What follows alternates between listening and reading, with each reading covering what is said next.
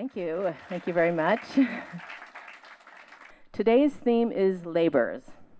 All the stories are true. I will start because I'm just up here by the microphone. The howling. I was in the bathroom, gasping for air, telling myself, breathe, for God's sakes, just breathe. Andre, my husband, was just outside the door wondering what was happening. I didn't let on because I was determined not to go to the hospital. Too bad we didn't get the oxygen tank we were supposed to have ready. Too bad I had to keep breathing on my own. The nurse was on her way to our Manhattan apartment from New Jersey. But first she had to stop in Brooklyn. This meant going over at least 2 bridges in rush hour traffic. I didn't understand, but I was in no position to argue. Finally, I staggered, delirious, out of the bathroom and headed toward the bed, lovingly readied with blankets and plastic sheets. It was supposed to be comforting, but it repulsed me now. I was an animal, roaming, sniffing, and scanning the room, functioning purely on instinct. My eyes landed on a chair low to the ground. Horseshoe-shaped seat, covered in white leather, with an opening like a toilet. It was borrowed from a well-to-do neighbor. I crawled to the chair, hoisted myself upon its gaping form, and held tight to its sides. That's when I started shivering, despite the July temperatures nearing 100. The shivering soon turned into fits of convulsion, causing me to fall off the seat and onto the hardwood floor. I don't know why, maybe because the situation was so absurd, but I started howling like a wolf. Andre, eyes wide open, backed into the wall and watched in disbelief as I thrashed about the floor. I have to admit, it was a little fun, but there was a task at hand and I had to get to it. After some moments, I was able to pull myself back onto the chair. That's when I remembered that Miriam, the nurse, dropped her kit at our house about a week ago. Put the gloves on, I ordered. What gloves? Andre asked. Miriam's gloves. They're in her bag. Andre disappeared into the next room. What are you doing? I asked. I'm watching for her car. Do you have the gloves on? No, he answered, adding something about how guilty he felt for making this all happen. It's too late, I said, and then the buzzer rang. It was Miriam. Let me in, she said, and in a few seconds she bounded up 5 flights of stairs and into our apartment.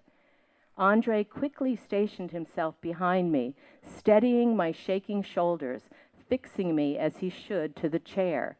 Miriam kneeled in front of me, eyes filled with concern. I gazed back with a look that pleaded for deliverance and dear life. That's when I started howling again. And instead of telling me to shut up or asking me what the hell I was doing, she listened intently. That's not low enough, she said. I was taken aback, but okay. I started howling in a lower tone.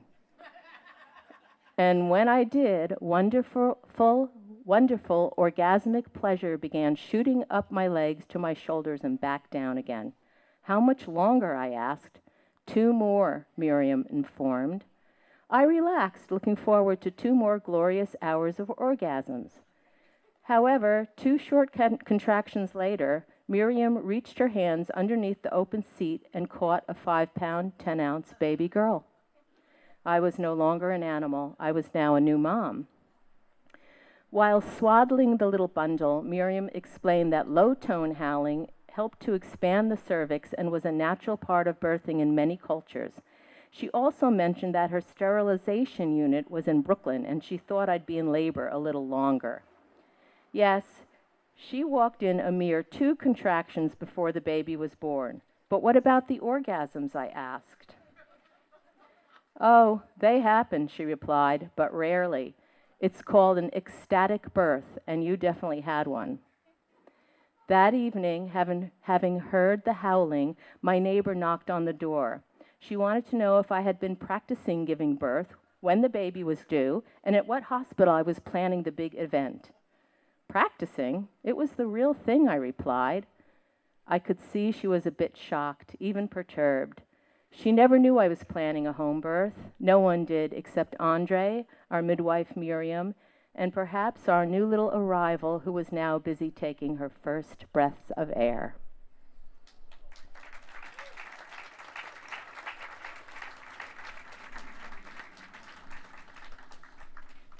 Thank you, and I would like to introduce Laura Chavez Silverman.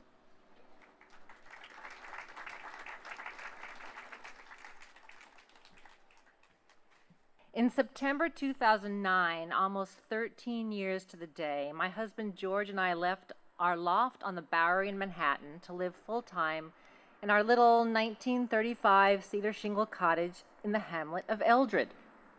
Shortly thereafter, I launched a blog that I was writing called Glutton for Life, with a goal of helping readers eat adventurously, stay close to nature, and cover new ground, both real and metaphorical. These were tenets I was attempting to live myself, so in a quest to eat adventurously while staying close to nature, I began to venture into the woods right outside my door in search of wild mushrooms. Yep, it was the siren song of morels, chanterelles, black trumpets, and hens of the woods that lured me deep into the forest. I'd researched enough to know that they were out there, but didn't know much beyond that. At the time, there wasn't really the same craze for foraging that there is now. I've discovered that if I call the walks I lead for the Outside Institute foraging walks, they book up much more quickly than if I just call them nature walks. Why? Well, I think that we all share in this love of the idea of skipping down a bucolic woodland path while tossing wild edibles into our basket, right? Talk about a free lunch. And why not? Actually, it was this very image that lured me in. And I'm not estranged by that, because actually humans lived on the earth as hunter-gatherers for more than 200,000 years. So it makes sense that we all share in this primal urge. But it turns out that the actual finding of wild mushrooms requires a bit more, shall we say, knowledge, or perhaps, shall we say, labor. Foraging for wild mushrooms means putting a lot of time studying and seeking. Not only do you need to learn how to identify mushrooms by color, texture, and smell, you need to know in which season to look for them. So, morels in spring, chanterelles in summer, black trumpets in fall, chaga in winter, and what conditions they prefer, damp and mossy, not to mention which trees they grow alongside. This is key. So you'll need to identify the trees as well. Knowing your oak from your beech, from your birch, from your cherry, from your black walnut, from your hickory, from your tulip poplar, from your sycamore, from your maple, from your pine, from your hemlock, from your spruce, from your ash. Got it? I said your ash. So if you spent the better part of 10,000 hours mastering all this information, hang on, I skipped a little part. So this kind of work often feels like play, but still, Malcolm Gladwell figured out that if you practice one skill for 10,000 hours, you'll have a good chance of becoming an expert. And let's face it, unless you want to die, being an expert is your only choice when it comes to foraging for wild mushrooms. Yeah? So you spent all this time mastering this information and trying to match it up to what you see on the trail, and one day it all comes together. One humid day in late summer, you're standing on a patch of moss under an oak tree, swatting away mosquitoes and fingering that itchy tick bite on the spot where your husband took a tick off you yesterday, right? And you look down and you see a single black trumpet. And then suddenly, as if by magic, a whole carpet of them becomes visible to you as your eyes adjust to the pattern they make with the leaves on the forest floor. That is the sound I always make when I come across black trumpets in the forest, because it never fails to feel like a moment of jubilant triumph. Sweaty, exhausted, and ecstatic, yes, Ramona, ecstatic, is how you hope to wind up feeling after a day of foraging. In a good year, it's not unheard of to come home with 50 pounds of hen of the woods, another few pounds of chanterelles and black trumpets. But that's not the end of it, because mushrooms are fragile and prone to turn slimy and stinky if you leave them to molder in the fridge for too long. You've got to have a plan for all of this bounty. And more often than not, that means processing so you can preserve what you've brought home. Whether you're pickling, drying, fermenting, salting, canning, or freezing, you still have hours to go before you sleep. But sleep you will, dreaming of the next hunt. That's all in a day's work for a forager.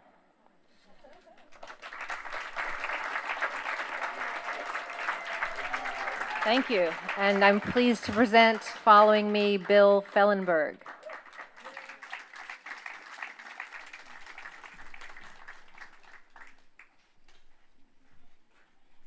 My labors on the farm. I was 15 in 1963, counting on a summer of leisure after freshman year. My grandparents had other ideas. Grandpa arranged a job for me at a Adelphia farm. He called it honest toil. I was miffed, but conceded to myself it was time to graduate from Grandma's agenda of domestic chores. I pictured myself working in the world of men where I belonged, and honestly toiling for $1.05 an hour. Real money, not the loose change Grandma paid me. I imagined a spending spree on Cokes, Italian subs, pinball, and an occasional secret pack of smokes. But Grandma decreed all but $5 a week was earmarked for college. Adelphia Farm was run by Cook College of Rutgers, 200 acres of Monmouth County soil dedicated to hybrid fruits and vegetables, champions of their kind. The farm superintendent was Mr. Wyszynski, a big guy with a flat-top crew cut and quick scowl. I worked with 7 other guys, half in high school, half in college. Because of a drought, we spent most of our time hoisting heavy galvanized irrigation pipes from field to field. Otherwise, we'd paint fences, clean outbuildings, and often be dropped off in the land of never-ending rows of soybeans. This is when Chuck, our supervisor, pointed to the horizon and said, "A good day for weeding. I got eyes everywhere, so don't goof off." A few minutes after Chuck's red pickup vanished, Roy and Ted, the alphas of the Cook College boys, dropped their hoes and crawled into the miserly shade of soybeans. We followed. Besides farm workers, old men in safari hats trolled through special plots. The college boys treated them deferentially. The old men were professors at Cook College who recorded the progress of new varieties of plants, comparing them against control plots. They had great success. For example, the world-famous Rutgers tomato, a champion of deliciousness that resists blight, beetles, and mercurial temperatures. I'd smell tobacco wafting from a corn patch where a professor in a crisply ironed white shirt and khakis sucked on a pipe, inspecting an ear of corn or jotting down the progress of a new hybrid. I was part of an enterprise connected to Gregor Mendel and his peas, not just a mindless field hand in Jersey's boondocks. Some days we get individual assignments. After I cleaned out the loft of a huge barn during a steamy 95-degree August day, Mr. Wyszynski inspected the transformed space and said, "Great job." Then he chortled, "You'll make someone a good wife, Hansi." What can you say? As for Hansi, that was a nickname Roy gave me after asking me what my story was with a last name like mine. I said it came from the German side of my family, and that my mother was Japanese. Since then, they called me Hans or Hansi. That was Roy's idea of irony. Conversations often gravitated to sex. The college boys cracked jokes about getting some. The high school boys, including me, laughed slyly as if we weren't virgins. I, however, had legit knowledge about sexuality from credible sources, not just locker room blather. I had scoured the school library and researched the female anatomy. I knew about it in a way one might study a map of a mysterious place that he yearns to visit, but fears he never will. But I'd be prepared when it happened. It would be beautiful. I was an optimist. We were sitting by a cornfield waiting for Chuck to drive us to the field house for lunch break. Having apparently eavesdropped on our conversation, he foisted unsolicited observations on us about intercourse. Patiently, we listened. He had credentials. He was older, prematurely bald, and supposedly married. He had to know something. Pensively, Chuck leaned against the pickup door and said, the most sensitive area of the lady is the clavicle, which is like, nervously he gestured with fluttering hands, it's positioned like 10 o'clock to the placenta. Touch it right, they lose their minds. I mean, whew. There was some snickering. Although I hadn't even seriously kissed a girl, I knew Chuck had no business directing traffic vis-a-vis the female anatomy. I felt sorry for his wife and for her collarbone. Before Chuck got more unraveled, Roy said, "Thanks, boss. That's good to know." It was a merciful way to end a weird day. Working in the world of men wasn't that great after all. It felt better to go home and see my former boss cooking up something magical in the kitchen. When Grandma asked me how the day went, I told her that Mr. Wyszynski commended me again for a job well done. That news made Grandma's eyes sparkle. Other than that, there wasn't much more to tell.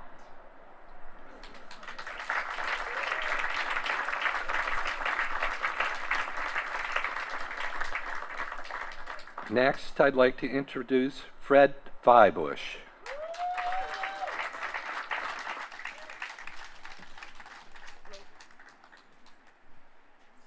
Going postal. It was the summer of 1970, and I needed to change my major from sociology to draft evasion. I was a junior at NYU, caught up in the turmoil of the era. With the draft lottery number of 170, war in Vietnam raging, and 1 year to go of my student deferment, it was time to confront reality.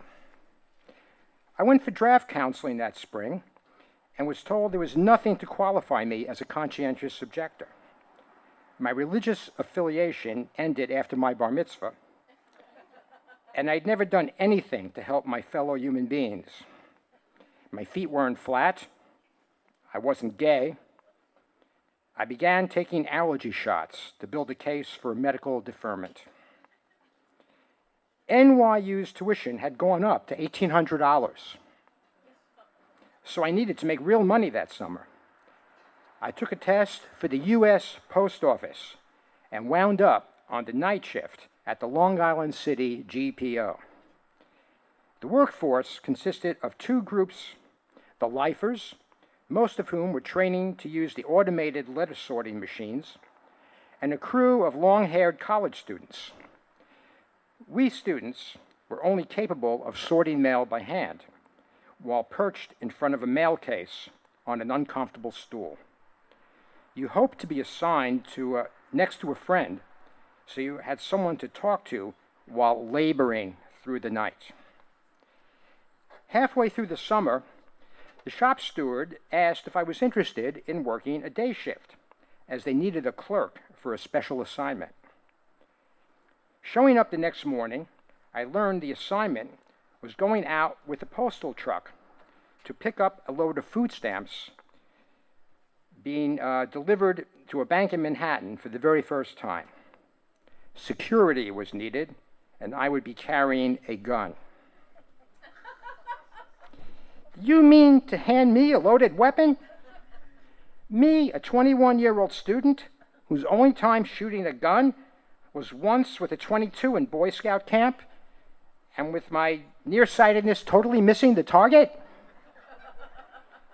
I'm doing everything I can not to carry a gun for my country, and you want to arm me so that no food stamps fall off the truck? Just like Sal the surfer from high school who you sent to Nam with an M16 and was killed on his first day, you want to send me into the line of fire for food stamps? Of course, I said none of this to the supervisor. I thought about refusing the gun and having to report back at 6 p.m. for the night shift. If I followed orders, I'd be off at 4 p.m. and can spend the evening with my girlfriend. I'm here for my gun. And the guy behind the black metal screen passed me a loaded .38 revolver in a worn-out belted holster. I tried buckling it around my waist, but the last guy was a lot skinnier than me. I tried to get it under my armpit, Elliot Ness style. I love the Untouchables. The truck driver said just to shove it under the seat. I was not the first freaked-out mail clerk to get in this cab with a loaded weapon, and he didn't want to be accidentally shot. The loading of the food stamps went smoothly as I counted the number of boxes and signed off with the gun still safely under the seat. Heading back to Queens, the driver said he wanted to stop for lunch. I couldn't leave the gun unattended, so I sucked in my stomach, strapped the .38 around my waist, put my shirt over it, and walked into the Chock-full-of-nuts restaurant. I don't think anyone knew I was packing as I ordered my nutted cheese on raisin bread sandwich. In most plays, when a gun is introduced early in the action, it's fired before the final act. That didn't happen this time. The day after final exams, I reported to Fort Hamilton for my selective service physical, armed with a folder of doctor's letters attesting to my physical unfitness, and standing in a long line of underwear-clad young men. The doctor lingered over my chest with his stethoscope. I breathed in heavy, hoping that my innocent heart murmur would rise to the occasion. 1 month later, while hitchhiking through Europe, my mother wrote me that I was declared a 4F. For which of my dubious conditions, I'll never know. With the war in Vietnam winding down and an economic recession, my BA in sociology qualified me to resume laboring nights in the post office for the next 3 years. Conscientious, objecting, but unarmed. Thank you. Our next Yarnslinger is Bizzy Coy.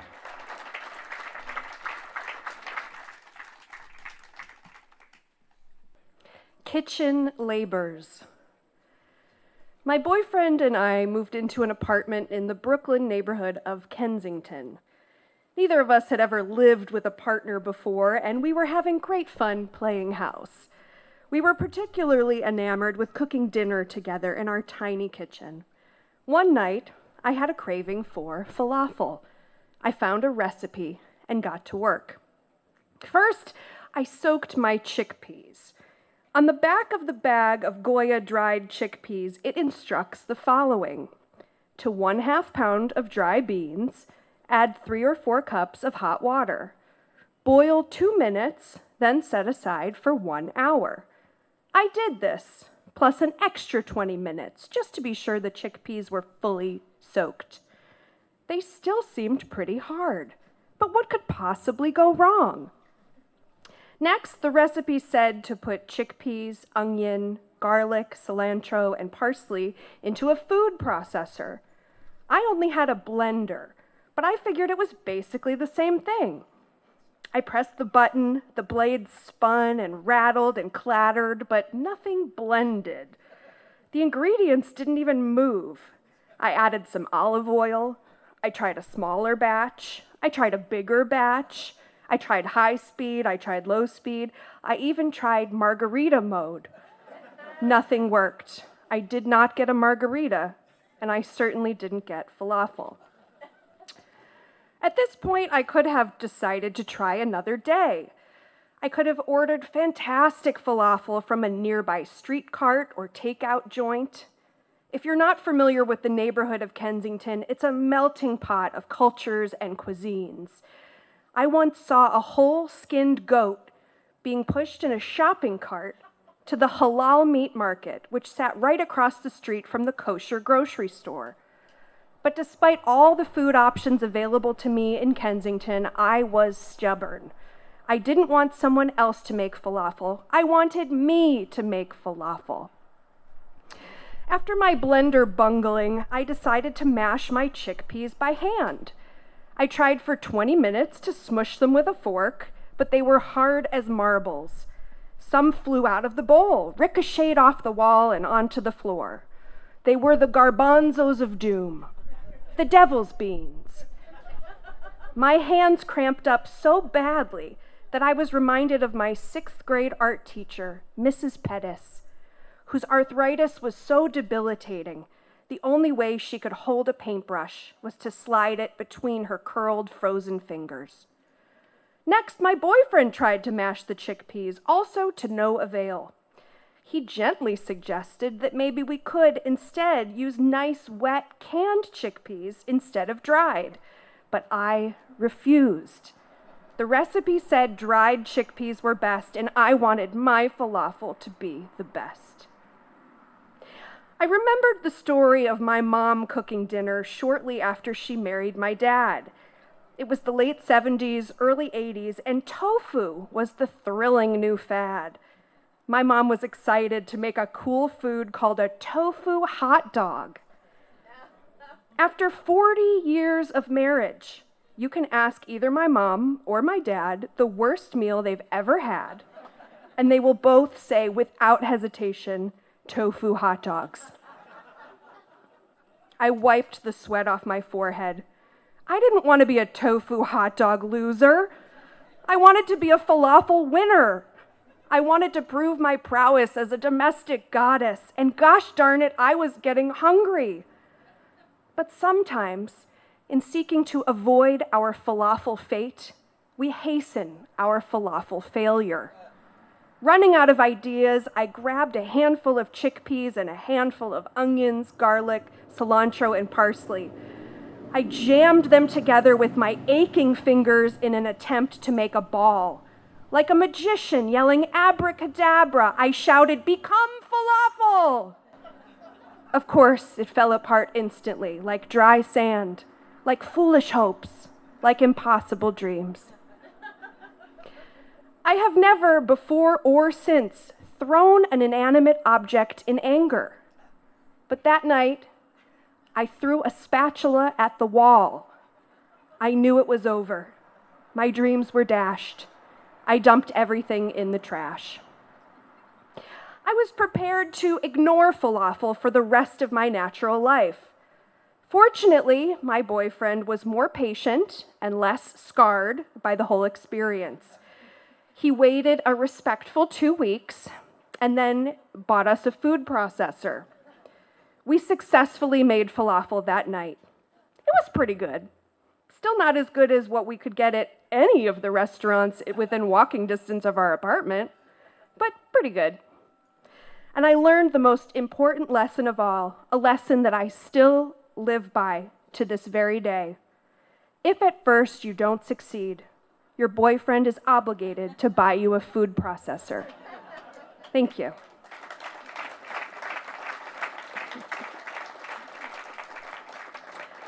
And next, please welcome Jonathan Charles Fox.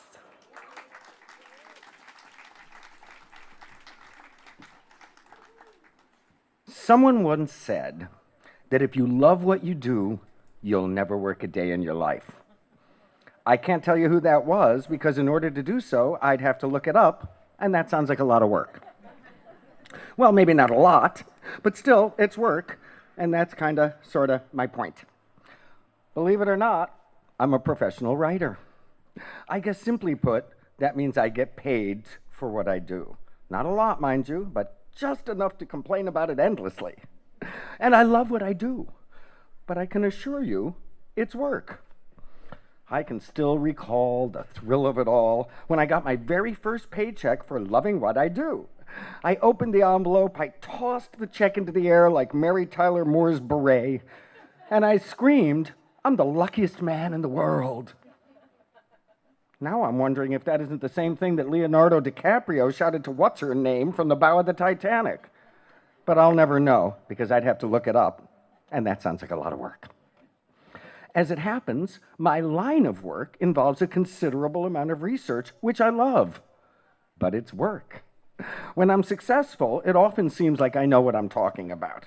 But that's only because nobody other than the dog sees how many hours of emotionally crippling, hair-pulling, crying jags go into my labor of love. I know that's a pithy expression, but once again, I have no idea who coined the term. Feel free to look it up on your own time. I am not on the clock. More often than not, when presented with an assignment, I begin furiously making notes for future reference. Look up Love's Labor's Lost was one of the many I made while preparing for this very moment. Is it labor or labors? I know it was Shakespeare who wrote it, but that's all I know, and I studied it in college, for crying out loud. Unless I'm mistaken, you all did not pay for your seat here at the Pump House today, and I'm not getting paid to be here, so I didn't look it up. Know why? That's right. To add insult to injury, a good part of my job is making it look like I'm enjoying myself, which is not always the case. Take now, for instance. I can barely stand the sight of you people, but I agreed to be here, and I agreed to write this nonsense and pretend like I'm having fun, so here we are. Oh, don't worry, it'll be over soon. I don't want to go, I once wailed to my mother, whining about having to attend a show featuring life-size puppets of whales espousing the inhumane trafficking of sea creatures via high-pitched shrieks and interpretive dance. I'd rather slip my wrist slowly, I moaned. You know, like with a butter knife. Stop being so dramatic, my mother rasped into the phone, exhaling a plume of toxic smoke from the Marlboros she'd just lit before lighting another and one after that. I smoked for decades. Want to know why I gave it up? Mucho trabajo. It's not like you're working a salt mine, my mother admonished. It's an evening out, she wheezed. And you live in the freaking Catskills, for God's sakes. It's gorgeous, she said, pausing for dramatic effect. There are folks who would kill for your commute. Making a note to call Mom less often, I didn't give up the ghost. I know that means quit, but I'd have to use my phone to verify that fact, and I'm not in the mood. Oh, it'll just be more of TENCS, I shot back, gritting my teeth so hard I swear I chipped a tooth. What's that, Mom asked, feigning interest. Oh, it's the Emperor's New Clothes syndrome, I haughtily replied. You know, like when people are afraid to express their real opinion about puerile crap like this, for fear they'll look like an idiot. Trust me, I grunted. They'll stand and cheer after the puppets stop writhing in tissue paper seaweed, even though they didn't get it, mostly because there's nothing to get. Well, I'm sure you'll set them straight, my mother mewed into the phone, her whiskey voice dripping with sarcasm. You always rise to the occasion, and you're certainly not afraid to call 'em as you sees 'em, she said, quoting somebody I'll never look up. We both know you're going to go. Watch the damn whale dance and write about it when you get home. After all, she said, it's what you do for a living. I suppose you're right, Mother, I said, pausing for dramatic effect. But it sounds like a lot of work. Thank you.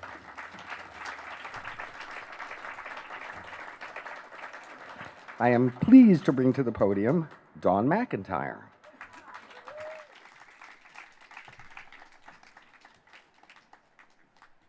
I labored over my first novel for many years before I gave up the fight, tucked it into a binder, called it a book, and moved on to other more rewarding literary projects. When I began the tale, I was 5 years younger than the main character, Ellie Hanley. And by the time I finally called it quits, I was older than her father. Make no mistake, that plastic binder from Staples was the best repository for this particular manuscript. There's no discernible plot. It's sort of a 74,000-word character study of a protagonist that most people felt was profoundly annoying. She was so disliked by various writers' group members that they forgot the etiquette of constructive critique that we normally live by. But I loved her fiercely and defended her valiantly against all comers, like one would a child. Let me introduce you. This is how I described her. Ellie was 28, but she still looked like a kid, tall and skinny with long, straight blonde hair and a suntanned face that was pleasant but not pretty. Her walk was defiant and ungraceful, almost clumsy, like a teenager whose legs had suddenly gotten too long. She was a plain girl in boys' jeans with no makeup on, and her fingernails were usually dirty. To be fair, she was a grouch, a curmudgeon at way too early an age, set in her narrow-minded ways, an ornery, sharp-tongued, bad-tempered, blue-collar malcontent, a winner in loser's clothing, as she arrogantly described herself. She had been the teen who cut school to drink beer in the woods with her friends, but also the one who had helped her father raise two much younger siblings after her mother's untimely death.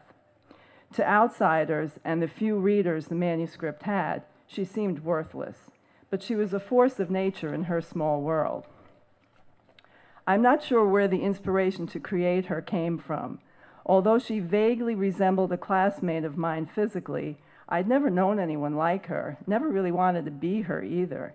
New to writing at the time she took shape, I had never invented so complex and multidimensional a character as Ellie.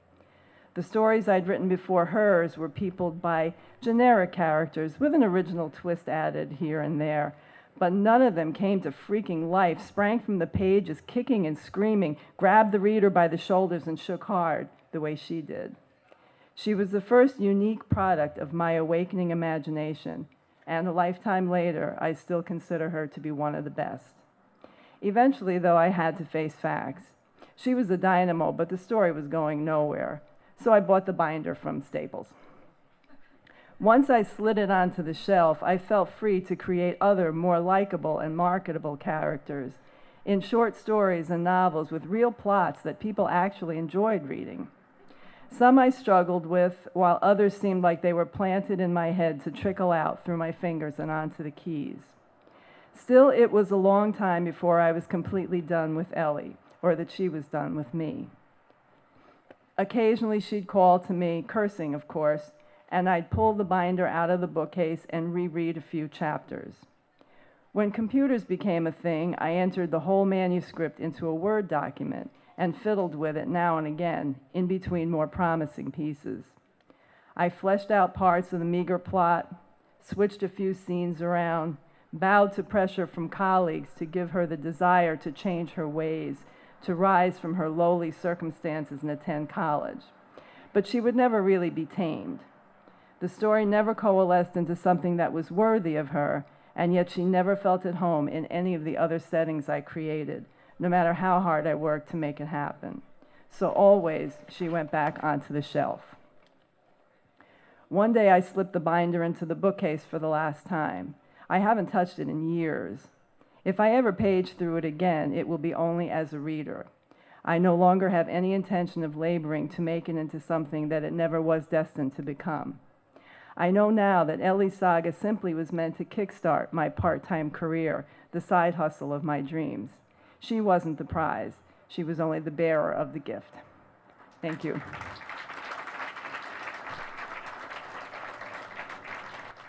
Our next Yarnslinger is Greg Triggs.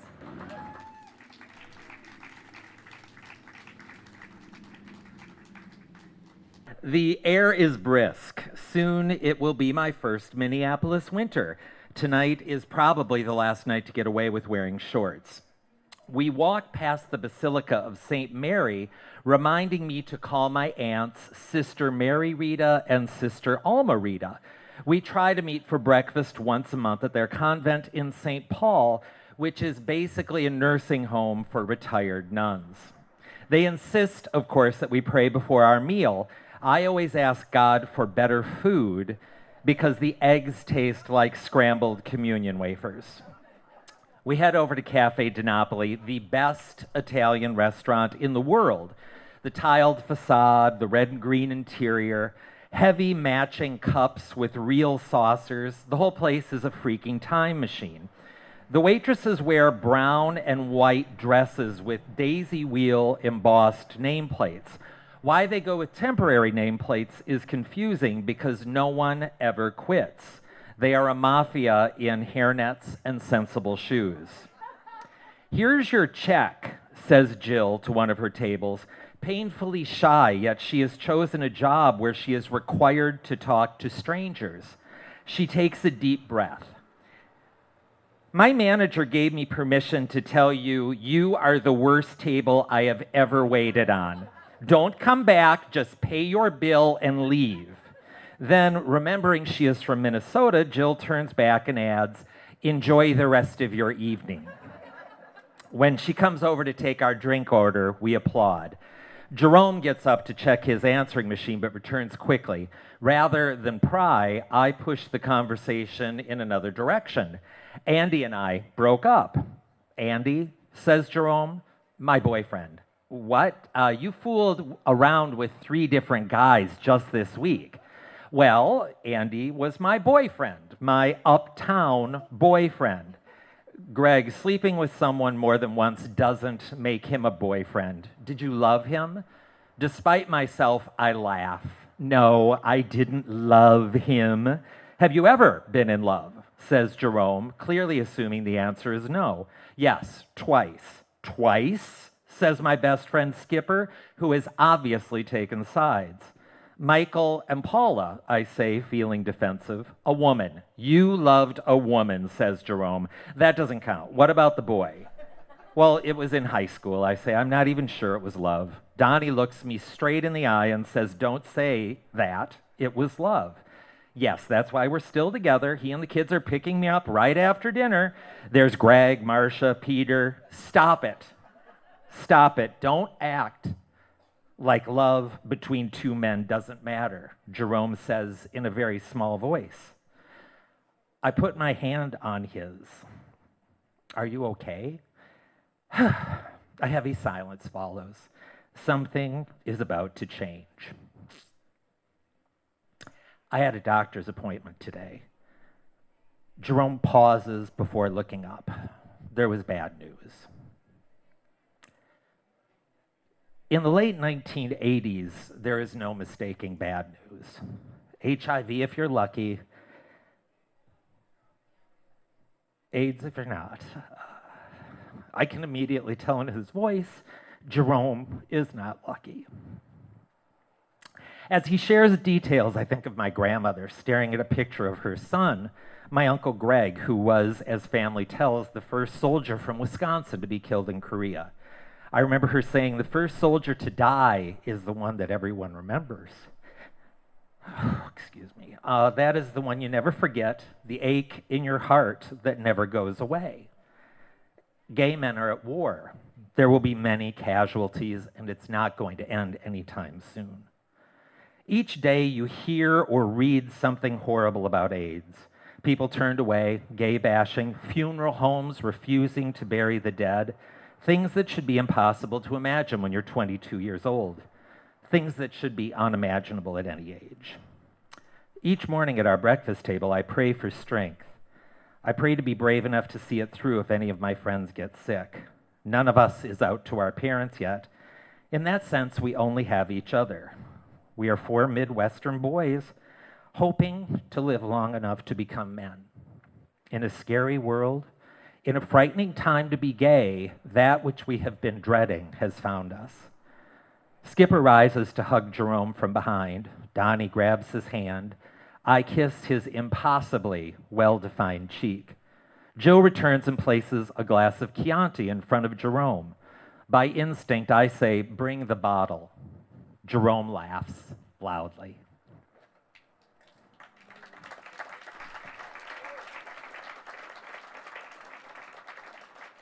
And our last Yarnslinger today is Willow Baum.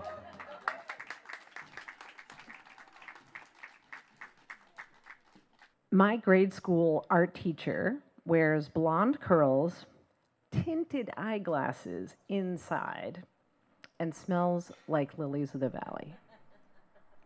Last I see her is 1980, when the man captures her heart, steals her from our school. On the phone, our teacher says he is fragile and ill. Home help is needed, and I know people. She recalls third grade. When she needs supplies from the storeroom, the one in the bowels of the basement, she scans her classroom for me. I am in her art room again at a long table, shading the iridescent green neck of a mallard duck. My gallery-worthy work is a miracle, all thanks to her. I set down my crepa to accept the metal keys from her perfectly manicured fingers, make my way to the fire door, down the steel stairs, lungs fill with must and janitor's disinfectant. Art teacher says, "You're the one I trusted not to get lost in the boiler room." Enchanted, I hang up. She remembers a better version of me at 9 years old than I do. When I see her, I'm not surprised. She's still blonde, wears eyeliner, still stylish. On the way to see the man in the living room, we pass her painting of calla lilies and sculpture of a panther ready to pounce. It really looks bronze, but it's clay. She has stayed true to making art. The man has always been kind and understanding with her, even after she crashed the car. She tells me it pains her to hear her friends say of their husbands, "Why doesn't he die already?" She touches her man's bony shoulder, runs her fingers through his hair. She and I retreat to the kitchen. It's okay to use her first name and ditch the mask. Like me, she and her sisters care for their parents at home through the end. In the 1940s, our mothers nursed together in the Callicoon Hospital. My teacher tells me about some boy who crowds my sister in her art room, on the playground, in music class. The boy torments my sister so much that our teacher takes him by the hand and kindly suggests he give my sister some space. But I love her. Art teacher's first love used to live in the house where I live now. My folks bought the house when his family moved to California in 1968. She never met another guy she really liked, so she didn't date for 7 years. I invite her over. I want to see my home through memories older than my own. We reminisce for hours. It's odd that you trusted me in school. I remember me as a twitchy ADHD kid with a red clown mouth from compulsively licking chapped lips. My own mother dispatched me to the basement to fetch 3 items from the freezer, and I was lucky if I could remember 2. Before teaching, she's in the running for Miss Pennsylvania, en route to becoming Miss America. My father is on the school board when my art teacher is hired. At dinner, he mentions a male teacher fancies her. Now, I learn that teacher corners her at school. She's not interested, she tells him politely. But then, he shows up on a Saturday night at her house, and in a distant town, she is in a jewelry store when the window reflects this guy standing behind her. The gifts he keeps giving her, she returns to his own mother, the cook in the cafeteria. Finally, she goes to the school board. My father goes, "You're an attractive woman. Men make advances. You should be flattered." I am so sorry, I tell her. My father is no help in obtaining a restraining order, which is not enforced on school grounds for 7 years, long before Anita Hill. Alone with him, her man nods toward the kitchen. I want more time. All us grade schoolers were a little in love with her. The man lights up. For Thanksgiving, she coaches us to floof tissue paper into turkeys. In December, we stab pipe cleaners into styrofoam balls to make choir angels. We pin sequins for the eyes, a small circle for the singing mouth. Dumbhead is the only ornament on the Christmas tree every year since. The man likes me. I'm a tall drink of water. You still have gravitas. He grins. I'm a bullshitter. My father was a bullshitter, not like you. My father got to say whatever he liked, not me. You and me, says the man, we could be naked. His demeanor suggests this is a compliment. The man raises his palms, but I wouldn't do anything. Reflexively, I'm disappointed. He must think I'm unattractive or gay. The man reaches for a word that does not come. You mean we can be naked, as in honest with each other? Yes, we can. Art teacher tells me she's asked her husband who he would have chosen if not her. It's our mutual friend, another funny, clever teacher. I tell her the name of my high school girl crush. At lunch hour, my teacher leaves the door unlocked. The art room is a haven for outcasts and queer kids. I tell my teacher, I don't understand women my age and younger, those preoccupied with finding a guy they don't find all that attractive or interesting. In this small town, that strives to keep everyone small, my art teacher's the rare woman of the 1970s who does not dim her light. She makes choices, belongs to herself. She is just and free as I long to be.